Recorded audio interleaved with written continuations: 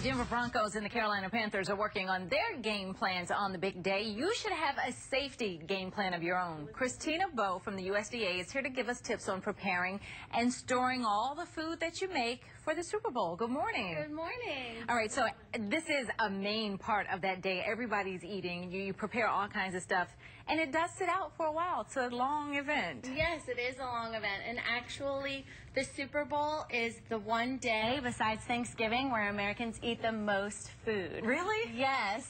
We eat 1.3 billion chicken wings and order 4.4 million pizzas. I can believe that, I guess. And with all of that food, that gives bacteria a lot of opportunity to make us and our party guests sick. Okay. So I'm going to take you through our safety steps to prevent food safety fouls at your Super Bowl party. Okay, what do we do first? Our first step is clean. Before you do anything, you want to avoid that illegal use of hands penalty and wash your hands for at least 20 seconds with warm water and soap. And to remind your guests also who are digging in the potato chip bowl to wash their hands. Food, and yes.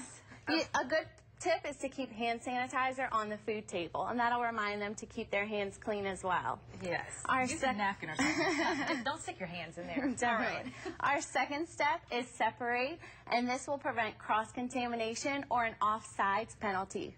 When you're preparing food, make sure you use separate cutting boards for raw meat and poultry and ready-to-eat foods like fruit, vegetables, and cooked meat.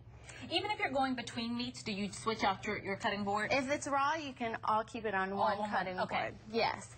So, and you always want to remember to put cooked food on a clean plate, not one that held raw meat. Okay. We like using paper plates because it's easy cleanup and you don't have to do dishes while you're watching the Super Bowl. That's right. Our third step is cook. You want to avoid that personal foul of undercooking meat and poultry. I love it. Our recommendation is to always use a food thermometer. They're at every grocery store and pretty inexpensive and easy to use. Just stick the food thermometer in the thickest part of the meat. Steak, pork should be cooked to 145 degrees with a 3-minute rest time.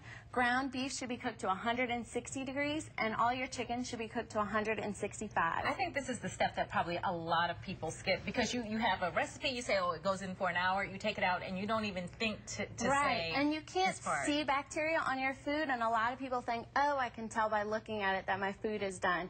You can't see it, so using a food thermometer is the best method. You'll know later. You'll know later for sure.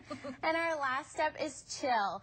You know, perishable food only lasts about 2 hours at room temperature. Okay. That's about until halftime if you start serving food at the beginning of the game. So we want to remember to keep hot food hot and cold food cold. You can keep hot food hot by serving it in a crock pot or on chafing dishes, warming trays, and you can keep cold food cold by serving it on beds of ice.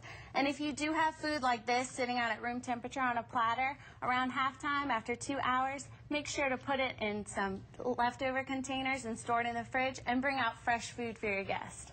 It's as simple as that. So enjoy the game and don't be sick. And if you have any questions, you can go to our website, foodsafety.gov, or call our meat and poultry hotline at 1-888-MP-HOTLINE. There you go. Thank you so much. And we're going to put all that information on our website as well, linking you to